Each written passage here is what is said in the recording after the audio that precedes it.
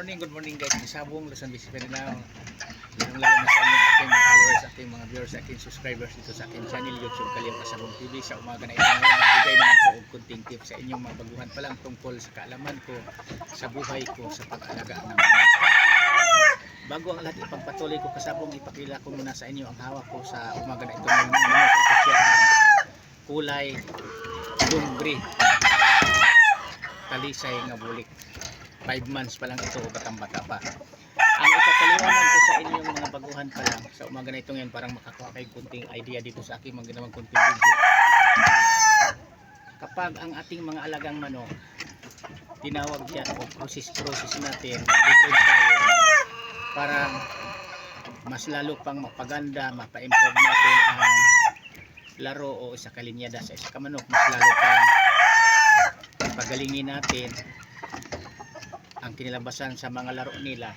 Kailangan pagparis-parisin natin ang mga mahusay, parehas nga linyada, maganda ang mga performance. Yan ang kailangan natin. Kailangan hindi maiiwasan natin na ang pinagparis natin na babae lalaki may lumalabas talaga nga ilan-ilan dyan na medyo matapang nanunuka sa ating tao mga pagkamanok. Kapag medyo bata katulad nito, 5 months pa lang ito o may hindi pa natin masyado alam ang pangugali niyan kasi takot pa ito sa tao. Pag hinahawakan natin ito siya, halos di pa magpahawak, mailam-ilam pa, halos di pa itong magpakuha sa kanilang pinaglagyan kapag lalapitan natin. Pero kapag ang manok kasi ko kapag matapang sa tao, manok ka, hindi talaga maiwasan sa tinawag ko polititik sa siya. Pag edad na ng 7 months pataas, doon na magsimula yan. Karamihan yan. Na hindi na takot na kukunin mo, hindi na takot na lalapitan mo, kasi nakahanda na siya na ikaw na ang tutukain ngayon. Kung minsan nga, alam nyo ba, kami kapag sobra ka salbahe matapang sa tao, kahit binibigyan mo na yung kainan niya ng pagkain, lagyan mo na, ang focus niya hindi sa pagkain, kung hindi ikaw ngayon ang titingnan niya na pag abot mo pa lang sa kainan niya na ibuhos mo yung pagkain, ikaw ang unahan niya ngayon babanatan. Yan totoo dito sa mga Texas nga manok, na mayroong Texas nga manok talaga nga sobra katapang sa nag-alaga. Lalo na kung sinasaktan mo siya, mas lalong magalit kapag quality nga manok.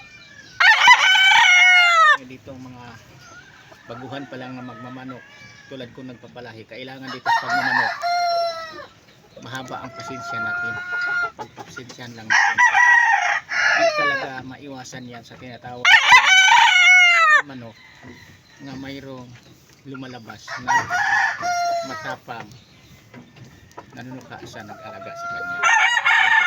Lalong lalo na sa mga hindi niya kilala, hindi niya nakikita ay sa kanya, mas lalo yung galit na galit kapag lalapitan, hawakan. Pero yung mga lahi na yan, dapat ding wag nating masyadong padamihin. Kahit ano pa ka maganda, mahusay ang record of performance, pa ganyan ang kasalbahian sa kamanok, hindi ko yan kinukuha ag lahi. Kasi naranasan ko rin yan. Nagkaroon ng anak babae, ang manunuka kong lalaki, sobra ka grabing manunuka sa akin. Nagkaanak ng babae. Ngayon, yan ang anak ng babae kung kukuhaan ko na maglahi. Ang kinalabasan din sa nagiging ganun din, mas lalo ding matapang lang din, nanunuka lang din sa akin. Kaya ang pinakamaganda talagang piliin natin na kuhaan natin ng mga lahi. Bukod na maayos, mahusay, maganda ang mga record performance, yung hindi naman masyadong manunuka. Hindi naman talaga maiwasan natin. Mayroong manunuka, pero pag kinukuha na natin sa ating pinaglagyan, sa kulungan man yan o sa talian niya, pumupurma-purma lang yan kapag hindi pa natin hawakan. Pero kung hawakan ng isa ka manok kasi pag medyo hindi talaga lahi siyang medyo matapang masyado sa ating nag-alaga, pag hinawakan mo na siya, tumitigil na yan, hindi ka niya tukain. Basta nahawakan mo na siya.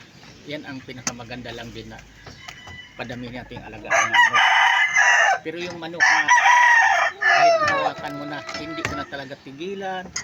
Yung ulo puro na lingon-lingon, dito lang ang focus niya sa atin. Bumabalik sa atin kahit iganyan natin, paharap siya, bumabalik ang ulo dito sa atin. Yan ang delikado na alagaan nating ikokondisyon kasi makadisgrasya yan kapag yan ang gagamitin nating panglaro ng klaseng manok. Kapag ganyan manok kasi imbis pag ilapag mo na, pag binitawan mo na, may kaharap na siya, ang focus niya hindi sa kalaban niya na manok, ang focus niya sa atin mismong naghawak, babalik lang yan sa atin. Yan ang totoo. Kaya hindi ko na pinadami ang mga ganyang lahig pangugali sa isa ka manok.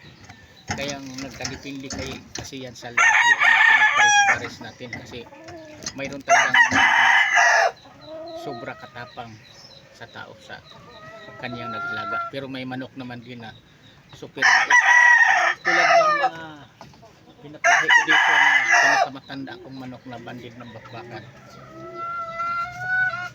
Kung usapan lang na matanda ay sa manok, magpagulang ay medyo magulang na talaga yan. Kasi sa lahat ng manok ko, iyan ang pinakamagulang. Pero hindi nagiging sa tao sa akin. Hindi ganun ka sa akin. Kung tutukain mo ako niyan kapag galit na galit siya. Pero kung hawakan ko na siya, hindi na siya nanuka sa akin. Ito to. Kaya hindi ko siya inalis. Mas lalo ko siya pinadami dahil maganda ang result ang mga record of performance. Kaya may advice ko sa inyo mabaguhan pa lang dito sa pagmamanok. Kailangan talaga marunong tayo magbigay o mahabang pasensya sa ating mga alagaan. Karoon tayo ng mga alagaan ng manok ng mga ganyan. Pero sa pagmamanok at lang sasabihin ko sa inyo ang totoo, hindi lahat talaga mga manok na igalagaan natin walang manok, mayroon na talagang manok. Yan totoo. Kaya ingat lang tayo sa pag-alagang manok. Pag mahawak tayo, lalong lalo kay mga baguhan pa lang, ito ang pinaka-tips ko sa inyo. Kung humawak kayo, ilayin na lang, ganyan lang, titingin kayo, ganyan lang. Ganyan lang talaga. Distansya, wag ilapit dito sa mukha natin, sa katawan natin ang paghawak na ganyan. Ganun ang tingin. Yan. Kailangan nakaganon na ito grip. So huwag natin iganon kasi pag iganon natin ito, lapit na. Kaya nakaganon lang. Pugi ba? Yan. Ganyan lang. Kasi parang iwas na matuka tayo sa ating alagang manok. Yan ang pinakasikreto dyan sa paghawak sa isang manok, lalo na kayong mga baguhan pa lang. Pinaka-importante yan sa inyo na marunong kayong kumawak sa isang manok. Kasi di natin alam ang pangugali sa isang manok. Akala mo lang mabait. Ngayon kung makarinig lang tilaok ng kapwa manok, biglang abutin ka sa mukha kapag malapit kaganyan, isang ano lang nakagad. Pero kung nakalayo, hindi yan makaabot sa'yo. Ganyan lang. Kaya nakaganon kang maghawak. Kung manunok kang manok, ganyan talaga ang paghawak ko niyan. Bihira ko lang may ganyan paghawak yan. Kasi kung hawakan mo ganyan, papakain ka pa rin dito. Yan. Pero kung paghawak mo nakaganyan ka dito sa ilalim, yan ang hindi siya magawa, hindi niya magawa ang dapat niya gawin. Tukain kanyan kapag ganyan ang paghawak kasi mapigil mo siya nakaganyan ka. Maraming salamat ulit sa pagpanood. Bukas ulit maraming salamat sa inyong lahat sa nakasubaybay dito sa aking mga ginawang content video, sa aking mga i-upload dito sa aking channel. Thank you. sa inyong lahat. Bukas uli. Bye bye.